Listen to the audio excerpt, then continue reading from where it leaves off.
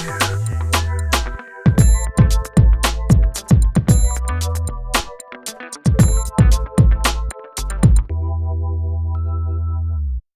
Quixote by Miguel Cervantes. Let me just start by saying that this Easton Press edition is well worth the money. If you're going to sit down and read a long book like Don Quixote, an old book, I strongly recommend getting the Easton Press edition just because it just feels luxurious as you go through it. I cheated this week by starting this book a little bit early just because it is so long. And like I said, it's been on my to-read list for a long time. I've heard of it, I've seen it, but even other people who read a lot, they know it exists obviously, but they couldn't really tell you what it's about. After reading it, I have to say there are a lot of references that we come across day to day that are from this book.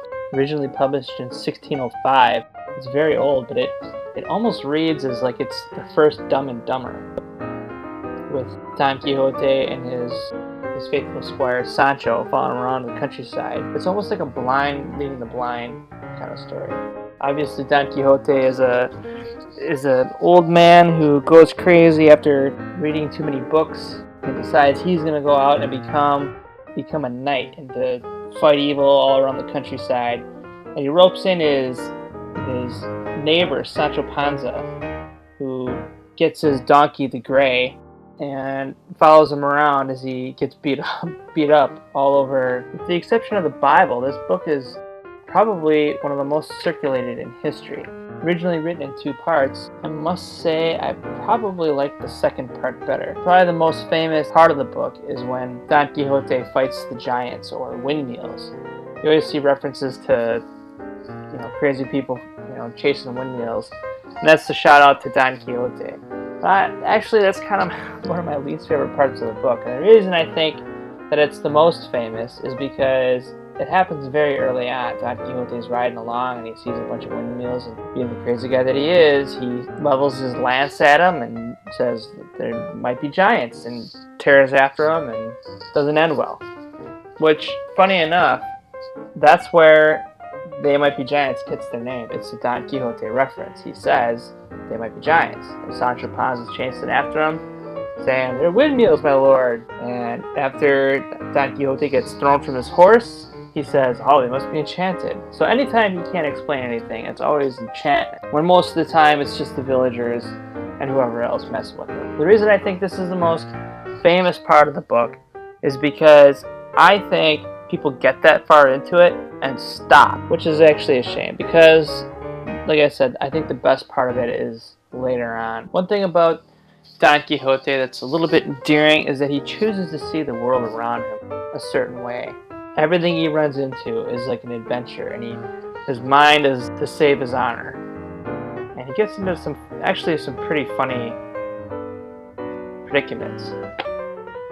Like, for example, he finds a dozen men strung together like beads, and he goes through and interviews them, and they all have their story. They all have their reason on why they're on this chain of men, and he asks them why they're being led around by these soldiers. Well, the soldiers tell him that they're all convicted felons, but each felon insists they're innocent, and they have a twist on their own story, which of course, after hearing their story and how they're being mistreated, Don Quixote must intervene. And Sancho Panza definitely is by far my favorite character. He just is constantly telling Don Quixote how wise he is, and when he dies, he wants to be buried next to him. And it's hard to tell who the bigger idiot is in the book, but ultimately by the end, you end up liking both of them, and Cervantes does a good job of really endearing the reader to the character. Even though it's so old, it is still a very funny book. You're going to find references all over the place after you read this in just our daily lives. This book isn't going anywhere anytime soon. There are restaurants all over the place, Don Quixote restaurants with sculptures, with the lance and little Sancho Panza on his donkey, following him around. TV show The Expanse, they named their ship after his horse, the Rocinante, among other things. But like I said, I think the second part is actually my favorite. Don Quixote is reined in at the end of the first part, brought back to his village by his family, who, by the way, when he originally started to lose his mind, they walled off his library And Don Quixote couldn't find it, and he thought it was enchantment. Someone hid his library, even though it was just on the other side of the wall. They thought that was their method of hiding it from him. But he gets out and he terrorizes the countryside once more, and he ropes in Sancho Panza, who thinks he's going to get some kind of a governorship. And so he follows Don Quixote along on his quest, and they get into yet more trouble. And I have to say, there are two parts in the whole book, first and second part, that are probably my favorites, but they're both in the second half. The first part is when Don Quixote runs into his equivalent in the woods. And what it is there's another crazy old man who thinks he's a knight, and his faithful squire.